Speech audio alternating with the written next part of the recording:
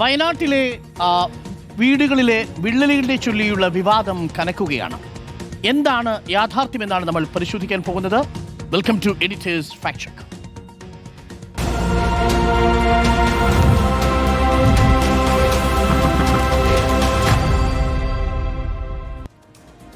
വയനാട് പുനരധിവാസത്തിൽ സർക്കാരിനെതിരെ വിമർശനം കടുപ്പിക്കുകയാണ് പ്രതിപക്ഷം.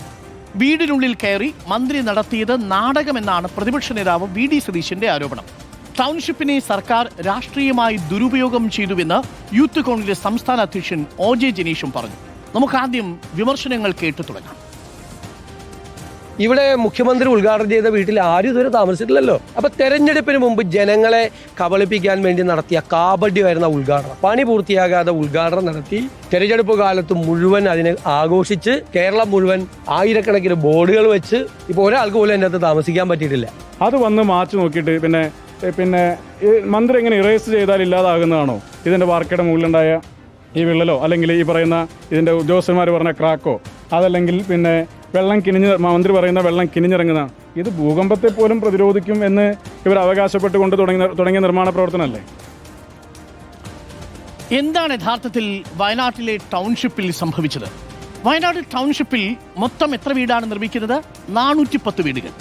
ആദ്യഘട്ടത്തിൽ നിർമ്മിക്കുന്നത് 178 വീടുകളുടെ കൈമാറ്റം. അതാണ് കഴിഞ്ഞ മാർച്ച് 2 തീയതി കൈമാറ്റം നടന്നതായി പറയുന്ന 178 വീടുകൾ. ചോർച്ച കണ്ടെത്തിയതായി വിവാദമുയർന്നിരിക്കുന്നത് 3 വീടുകൾ. ചോദ്യം ഇതാണ്: വയനാട്ടിൽ സർക്കാരിന് വീഴ്ചയോ?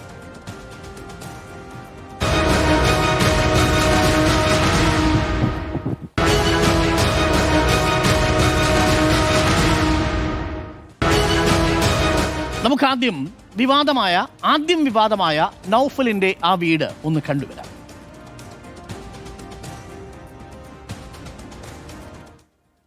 ഇതാണ് നൗഫലിന്റെ വീട്ടിൽ വലിയ വിള്ളൽ കണ്ടെത്തി എന്ന മട്ടിൽ വിവിധ മാധ്യമങ്ങളും സാമൂഹിക മാധ്യമങ്ങളും പ്രചരിപ്പിച്ചത്. ആ ദൃശ്യങ്ങൾ സൂക്ഷിച്ച് പ്രേക്ഷകർ നോക്കുക. ഇപ്പോൾ വളരെ കൃത്യമായി ഹൈലൈറ്റ് ചെയ്തിരിക്കുന്ന ആ ഭാഗത്ത് 2 വരകളുടെ നടുവിൽ വെള്ളം കിനിഞ്ഞിറങ്ങിയതായിട്ട് കാണാം. യഥാർത്ഥത്തിൽ ആ വരകൾ ആണ് വിള്ളൽ എന്ന രീതിയിലാണ് പ്രചരിപ്പിച്ചത്. ഇത് നൗഫലിന്റെ വീടിന് മുകളിൽ, ടെറസിന് മുകളിലുള്ള പോണ്ടിംഗ് ടെസ്റ്റ് നടത്തിയ ഭാഗം. ഹൈലൈറ്റ് ചെയ്തിരിക്കുന്ന ഈ ഭാഗം പ്രേക്ഷകർ സൂക്ഷിച്ചു നോക്കണം. അത് സൂം ചെയ്ത് നോക്കുമ്പോഴാണ് നമുക്കതിൽ യഥാർത്ഥത്തിൽ എന്താണ് സംഭവിച്ചത് എന്നത് മനസ്സിലാവുക. ഞാനിത് വളരെ ക്ലോസായി പ്രേക്ഷകരോട് പറയാം. ഇതിൽ യഥാർത്ഥത്തിൽ എവിടെയാണ് വിള്ളൽ സംഭവിച്ചത്, ആ രീതിയിലുള്ള വിള്ളലിൽ ആശങ്ക വേണ്ടതുണ്ടോ, ആ രീതിയിലുള്ളൊരു പ്രതികരണം ഈ ഘട്ടത്തിൽ ആവശ്യമുണ്ടോ എന്നുള്ളതാണ്. നമുക്ക് ഇത് ഓരോന്നായിട്ട് പരിശോധിക്കാം. നിലവിൽ 3 വീടുകൾക്കാണ് ചോർച്ചയുള്ളതായിട്ടുള്ള വിവാദമുയർന്നത്.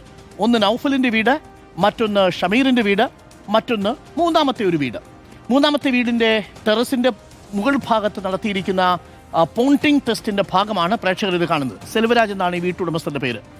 ഈ നൗഫലിൻ്റെ വീടിൻ്റെ മുകൾ ഭാഗത്ത് കണ്ടിരിക്കുന്ന ഈ ഭാഗം ഇവിടെ വിള്ളൽ പോലെ രേഖപ്പെടുത്തിയിരിക്കുന്നതായിട്ട് കാണാം. ഒറ്റ നോട്ടത്തിൽ നമ്മൾ നോക്കുമ്പോൾ അയ്യോ ഇതൊരു വലിയ വിള്ളലാണ് എന്ന് തോന്നും. യഥാർത്ഥത്തിൽ ഇത് വിള്ളലാണോ? ഇത് യഥാർത്ഥത്തിൽ ഈ വരയിട്ടിരിക്കുന്നത് വിള്ളലല്ല എന്നതാണ് യാഥാർത്ഥ്യം. അപ്പോൾ ഇങ്ങനെ വിണ്ട് കീറിയിട്ടുണ്ടോ എന്ന് ചോദിച്ചാൽ ഉത്തരം വിണ്ട് കീറിയിട്ടില്ല എന്നുള്ളതാണ്.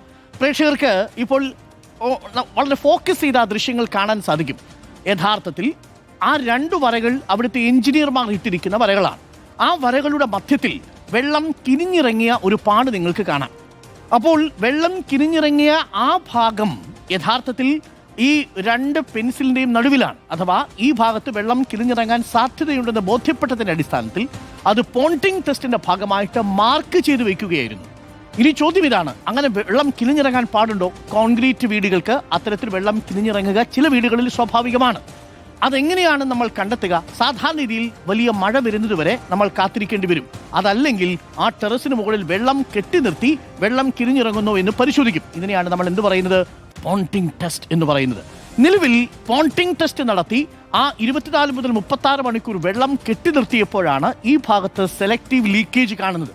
ആ ലീക്കേജ് വളരെ കൃത്യമായി തന്നെ എഞ്ചിനീയർമാർ പെൻസിൽ വെച്ച് രേഖപ്പെടുത്തിയിരുന്നു. ഇതാണ് അവിടെ ടൗൺഷിപ്പിലെ വീടുകളുടെ നിർമ്മാണങ്ങൾ നടത്തിയ ആ വീടിൻ്റെ പ്രദേശത്ത് വെള്ളം കെട്ടി നിർത്തിയ പോണ്ടിംഗ് ടെസ്റ്റിൻ്റെ ദൃശ്യങ്ങളാണ് നമ്മൾ പ്രേക്ഷകരിലേക്ക് എത്തിക്കുന്നത്.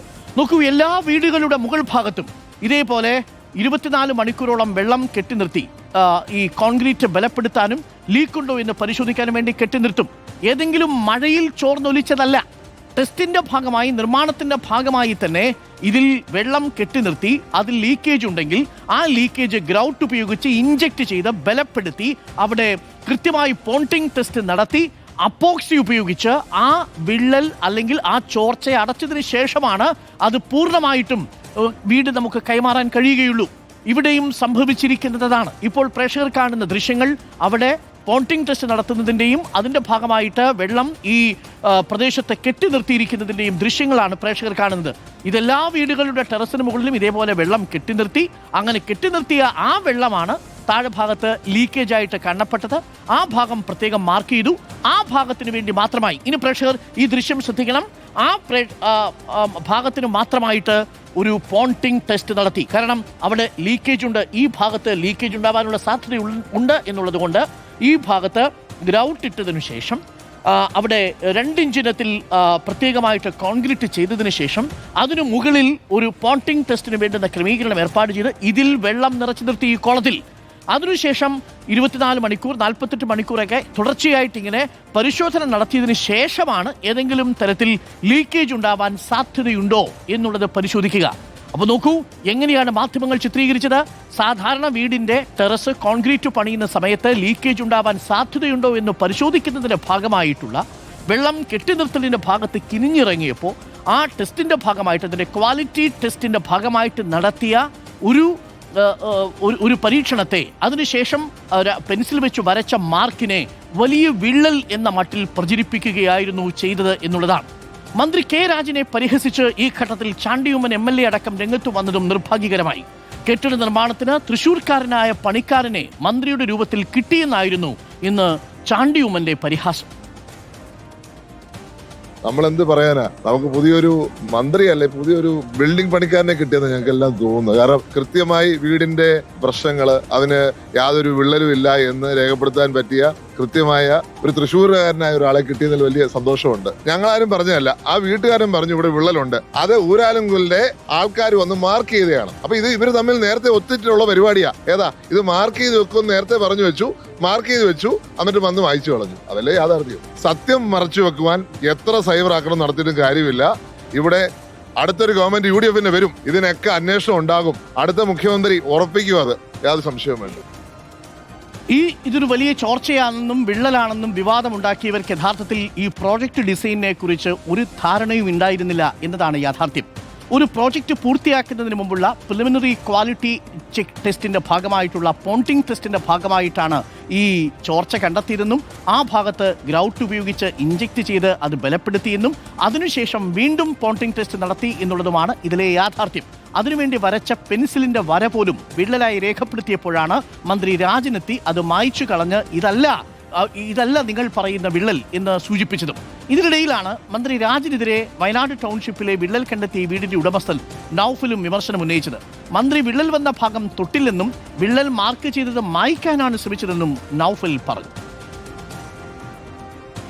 എനിക്ക് തോന്നിയത് എന്തോ ഒരു കിളി പോയവരാണ് മൂപ്പര് ചെയ്തത്. അല്ല, സത്യം പറയാം, കറക്റ്റ് ലീക്കുള്ള അവിടെ മാർക്ക് ചെയ്തവിടെ മന്ത്രി വന്നിട്ട് ഈ മാർക്കർ മാത്രം മായ്ക്കേണ്ട ആവശ്യമുണ്ടോ? ആ മാർക്കർ മായ്ക്കാൻ എന്താ ഞങ്ങൾ ചെയ്തത്?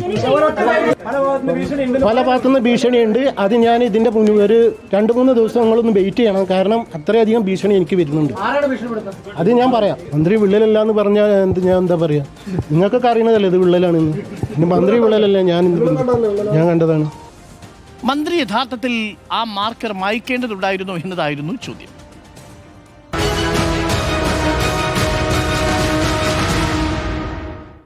അതിന് ആദ്യം മന്ത്രി വരുന്നതിന് മുൻപ്, ഈ പണി തുടങ്ങുന്നതിന് മുൻപ് നൗഫലിന്റെ വീട്ടിൽ ആദ്യമുണ്ടായിരുന്ന ദൃശ്യം ഒന്ന് പ്രേക്ഷകർ കാണുന്നു. മന്ത്രി വരുന്നതിന് മുമ്പുള്ള ദൃശ്യവും അതിന് ശേഷമുള്ള ദൃശ്യവും പ്രേക്ഷകർ കാണണം. ഇതാണ് യഥാർത്ഥത്തിൽ അവിടെ സംഭവിച്ചത്. ഈ മാർക്ക് ഹൈലൈറ്റ് ചെയ്തിരിക്കുന്ന ഭാഗത്ത് വെള്ളം കിരിഞ്ഞിറങ്ങിയതിൻ്റെ ഒരു നേർത്ത ഭാഗം കാണാം. ഇവിടെ ഹൈലൈറ്റ് ചെയ്തിരിക്കുന്ന ആ ഭാഗത്ത് ഗ്രൗട്ട് ഇട്ടതിന് ശേഷം, അവിടെ പ്ലാസ്റ്റർ ചെയ്തതിന് ശേഷം, മുകളിൽ പോണ്ടിംഗ് ടെസ്റ്റ് നടത്തിയതിന് ശേഷം, അവിടെ കോൺക്രീറ്റ് 2 ഇഞ്ച് കനത്തിൽ കോൺക്രീറ്റ് വെച്ചതിന് ശേഷം ആ ചോർച്ച പരിഹരിച്ചു. അതിനുശേഷം അവിടെ പ്ലാസ്റ്ററും ചെയ്തു. അതിനുശേഷം ആ ഭാഗത്ത് വീണ്ടും പോണ്ടിംഗ് ടെസ്റ്റ് നടത്തി കിനിയുന്നുണ്ടോ എന്ന് പരിശോധിക്കാൻ വേണ്ടി രേഖപ്പെടുത്തിയിരുന്ന ആ മാർക്കറിനെയാണ് യഥാർത്ഥത്തിൽ വിള്ളൽ എന്ന മട്ടിൽ പ്രചരിപ്പിച്ചത്. അതാണ് യഥാർത്ഥത്തിൽ മന്ത്രി വന്ന് അങ്ങനെയല്ല എന്നുള്ളത് വ്യക്തമാക്കിയത്. ഇനി വീടുകളുടെ സുരക്ഷാ പരിശോധനകൾ ഇനിയും പൂർത്തിയായിട്ടില്ല എന്നതാണ് വാസ്തവം. യഥാർത്ഥത്തിൽ ഈ വീട് ഈ ആളുകൾക്ക് കൈമാറിയിട്ടുണ്ടോ? നിലവിൽ അത് സാങ്കേതികമായി കൈമാറിയിട്ടില്ല. ഇപ്പോഴും അത് ഊരാളുങ്കലിന്റെ കയ്യിൽ തന്നെയാണ്, നിർമ്മാണത്തിന്റെ ഭാഗമായിരിക്കുന്നു. ആ നിർമ്മാണത്തിന്റെ ഭാഗമായിട്ടുള്ള സുരക്ഷാ പരിശോധനയാണ് ആദ്യഘട്ടത്തിൽ നടന്നത്. ഇനി രണ്ടാം ഘട്ടത്തിലുള്ള പരിശോധന നടക്കുന്നത് നാളെ കിഫ്കോൺ എന്ന ഏജൻസി, കിഫ്ബിയുടെ ഏജൻസിയാണ് സാങ്കേതിക പരിശോധന നടത്തുക. നാളെ നടത്താൻ പോകുന്നത് കിഫ്കോണിന്റെയും ഊരാളുങ്കലിന്റെയും സംയുക്ത പരിശോധനയാണ്. അതിനുശേഷം മൂന്നാമത്തെ പരിശോധനയുണ്ട്. മൂന്നാമത്തെ പരിശോധന ഈ ഉടമസ്ഥന്റെ സാന്നിധ്യത്തിൽ നടത്തുന്ന പരിശോധന. അതിനുശേഷം മാത്രമേ വീട് ഗവൺമെന്റിന് ഊരാളുങ്കൽ കൈമാറൂ. അങ്ങനെ കൈമാറിയാലും വീടുകൾക്ക് 5 വർഷത്തെ ഉത്തരവാദിത്വമുണ്ട്. അതിന്റെ പേരാണ് ഡിഫക്ട് ലയബിലിറ്റി. ആ ഡിഫക്ട് ലയബിലിറ്റി പീരീഡ് ഉണ്ട് എന്നുള്ള കാര്യം ഊരാളുങ്കലിന്റെ സിഇഒ തന്നെ നമ്മളോട് പറയുകയും ചെയ്തിട്ടുണ്ട്. കേൾക്കാം ഊരാളുങ്കൽ സിഇഒ. നമ്മൾക്ക് ആ പ്രോസസ്സും പ്രൊസീജിയറും കുറേ സെറ്റ് ചെയ്തിട്ടുണ്ട്. അപ്പോൾ ആ പ്രോസസ്സും പ്രൊസീജിയറും കഴിയാതെ നമുക്കിത് ഹാൻഡ് ഓവർ ചെയ്യാൻ പറ്റില്ല. അപ്പോൾ നമ്മൾ യഥാർത്ഥത്തിൽ ഈ പോണ്ടിങ് ടെസ്റ്റ് തന്നെ കുറച്ച് ഡിലേ ചെയ്യിപ്പിക്കാൻ കാര്യം എന്താണെന്നറിയാം. തണുപ്പ് കാലത്ത് ചെയ്ത് കഴിഞ്ഞാൽ ഇത് അറിയില്ല വലുതായിട്ട്. ഓക്കെ, ചൂട് കാലത്താകുമ്പോൾ ഇതിനകത്ത് കുറച്ചുകൂടെ വികസവും ഇതൊക്കെ നടന്നു കഴിയുമ്പോൾ ഇത് കുറച്ചുകൂടെ ഒന്ന് നമുക്ക് അണ്ടർസ്റ്റാൻഡ് ചെയ്യും. അപ്പോൾ നമുക്കെന്താണെന്നറിയോ, നമ്മളൊരു വീട് ഒരു സീസൺ കഴിഞ്ഞിട്ട്, അതായത് ഒരു മഴക്കാലവും ഒരു ചൂടുകാലവും കഴിഞ്ഞിട്ട് കൈമാറുകയാണെങ്കിൽ ഇത്രയും ടെൻഷനില്ല. അപ്പോൾ നമുക്ക് ഇതൊന്നും ചെയ്യാതെ, ഈ ബോണ്ടിങ് ടെസ്റ്റും കാര്യങ്ങളും ഒന്നും ചെയ്യാതെ നമുക്ക് കൊടുക്കാൻ പറ്റാത്തതുകൊണ്ടാണ് ഇത്തിരി ഒരു കാലതാമസം വന്നു പോയത്. നമ്മുടെ യഥാർത്ഥത്തിൽ നമ്മൾ തന്നെ കൊടുത്തതായിരുന്നു പ്രോമിസ്, ഇത് ഇങ്ങനെ ഈ ഡേറ്റിന് മുമ്പേ കൊടുക്കാമെന്ന്. നമ്മുടെ കയ്യിൽ നിന്ന് ഗവൺമെൻറ് ഇത് കൊടുത്തിട്ടില്ല. നമ്മളിത് ചെക്കിങ് കഴിഞ്ഞ് അത് കഴിഞ്ഞിട്ട് കിഫ്കോൺ ഇത് സർട്ടിഫൈ ചെയ്താൽ മാത്രമേ നമുക്ക് ഗവൺമെൻറ്റിന് കൈമാറാൻ പറ്റുള്ളൂ. ആ പ്രോസസ്സ് ഇതുവരെ ആയിട്ടില്ല. അപ്പോൾ അത് തുടങ്ങുന്നത് നാളെ മുതലാണ്. കൈമാറിക്കഴിഞ്ഞിട്ട് നമ്മൾ അപ്പോഴത്തേക്ക് ഒരു ഹോട്ട് ലൈനോ അല്ലെങ്കിൽ ഒരു സിംഗിൾ പോയിൻറ്റ് കോൺടാക്റ്റോ നമ്മൾ എസ്റ്റാബ്ലിഷ് ചെയ്യും. അപ്പോൾ അതിനകത്ത് എന്തുകൊണ്ടാണെന്ന് വെച്ച് കഴിഞ്ഞാൽ 5 കൊല്ലത്തേക്ക് നമുക്കിതിൻ്റെ ഡിഫക്റ്റ് ലയബിലിറ്റി ഉണ്ട്. അതായത് ഇതിൽ നമ്മളുടെ കൺസ്ട്രക്ഷൻ്റെ ഇഷ്യൂ കാരണം എന്തെങ്കിലും പറ്റുന്നുണ്ടെങ്കിൽ അത് റെക്ടിഫൈ ചെയ്ത് കൊടുക്കേണ്ടത് നമ്മുടെ ചുമതലയാണ്. ഇതാണ് വാസ്തവം എന്നിരിക്കെ പ്രോജക്ട് ഡിസൈനിന്റെ ഭാഗമായ പോണ്ടിംഗ് ടെസ്റ്റ് നടക്കുന്നതിനിടയിൽ കണ്ടെത്തിയ ലീക്കേജിനെ വലിയ വിള്ളലായി പ്രചരിപ്പിക്കാൻ ശ്രമിച്ചവരുടെ ഉദ്ദേശം എന്തായാലും ടൗൺഷിപ്പിന് ഗുണകരമാവില്ല എന്നത് ഉറപ്പാണ്. ഇതിൽ യാഥാർത്ഥ്യം മനസ്സിലാക്കാതെ വിമർശനം ഉന്നയിച്ച മാധ്യമങ്ങൾക്കും പിഴച്ചു എന്നതാണ് യാഥാർത്ഥ്യം. കിഫ്കോണിന്റെ സാങ്കേതികമായിട്ടുള്ള സർട്ടിഫിക്കേഷൻ പോലും കിട്ടുന്നതിന് മുൻപ് പരിശോധനയുടെ ഭാഗമായി നടത്തിയ 2 മാർക്കറിനെ വലിയ വിള്ളലായി ചിത്രീകരിച്ചു എന്നതാണ് ഒരിക്കലും പൊറുക്കാനാവാത്ത കുറ്റം. ഇനി ചോദ്യമുണ്ട്, എന്തുകൊണ്ടാണ് ഈ പ്രൊജക്ട് കൈമാറാൻ വൈകിയത്? നിർമ്മാണം പൂർത്തിയാക്കി കൈമാറാൻ എന്നതാണ് മറ്റൊരാക്ഷേപം. വൈകി എന്നതിന്റെ ഉത്തരം കൂടി സിഇഒ പറയുന്നുണ്ട്. ഒന്ന് കേൾക്കാം. ഒന്നാമത് ലേബേഴ്സിൻ്റെ അക്യൂട്ട് ഷോർട്ടേജ് ഉണ്ട്. കാരണം മലയാളി ലേബേഴ്സേ ഉള്ളൂ. അപ്പം ഇലക്ഷൻ മാത്രമല്ല, ഇപ്പോൾ അവിടെയും പൈസയൊക്കെ കിട്ടി തുടങ്ങിയിട്ടുണ്ട്. അപ്പോൾ അതുകൊണ്ട് നമുക്ക് ഇവിടെ വരേണ്ട കാര്യങ്ങൾ അവർക്ക് കുറഞ്ഞു വരുന്നുണ്ട്. അതൊരു ഇപ്പോഴും തന്നെ ഒരു 6 മാസമായിട്ട് ഈ ഇഷ്യൂ നടക്കുന്നുണ്ട് ലേബറിൻ്റെ. അത് തന്നെയല്ല, മലയാളി ലേബറെയാണ് ഇപ്പം കംപ്ലീറ്റ്ലി നമ്മൾ ഡിപ്പെൻഡ് ചെയ്യുന്നത് ഈ കാര്യങ്ങൾ. അപ്പം രാത്രിയിൽ ഒരു സെക്കൻഡ് ഷിഫ്റ്റ് കൂടെ കൊടുത്തിട്ടാണ് നമ്മളിത് രാത്രിയിലും കൂടാണ് ചെയ്ത് തീർക്കുന്നത്. ഇന്ന് മന്ത്രി കെ രാജനെ ഒരു പണിക്കാരനെ കിട്ടിയെന്ന് ആക്ഷേപിക്കുകയും ഇതെല്ലാം തട്ടിപ്പാണെന്ന് പറയുകയും ഒക്കെ ചെയ്ത കോൺഗ്രസിന്റെ വീടിന്റെ അവസ്ഥ കൂടി ഞങ്ങൾ ഇന്നുകൂടി ഒന്ന് പരിശോധിച്ചു. കോൺഗ്രസിന്റെ വീട് നമുക്കൊന്ന് കാണാം.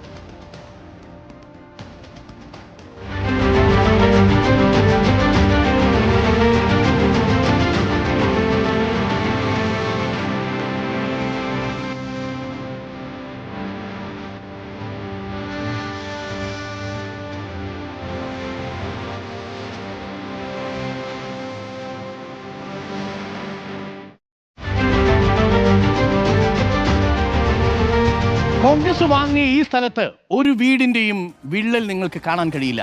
ഒരു ചുമരിലും നിങ്ങൾക്ക് ഷ്രിങ്കേജ് ക്രാക്ക് കാണാൻ കഴിയില്ല. പോണ്ടിംഗ് ടെസ്റ്റ് നടത്തി വെള്ളത്തിന്റെ ചോർച്ച കാണാൻ കഴിയില്ല. അതിനാദ്യം വീട് വെക്കണം. വീട് വെക്കുന്നതിന് ഭിത്തി കെട്ടണം. ഭിത്തി കെട്ടുന്നതിന് അടിസ്ഥാനം വേണം. അടിസ്ഥാനം ഉണ്ടാവുന്നതിന് കല്ലിടണം. കല്ലിടുന്നതിന് വേർതിരിച്ച് സ്ഥലം കൊടുക്കണം. ഇതൊന്നും അവിടെ നടന്നിട്ടില്ല. ഇതാണ് വാസ്തവം. അപ്പോൾ ഇതിൻ്റെ പുറത്ത് വിവാദങ്ങൾ ഉണ്ടാക്കുന്നത് ടൗൺഷിപ്പിനെ സഹായിക്കാനോ ദുരന്തബാധിതരെ സഹായിക്കാനോ അല്ല എന്നുള്ളതാണ് വാസ്തവത്തിൽ തെളിയുന്നത്.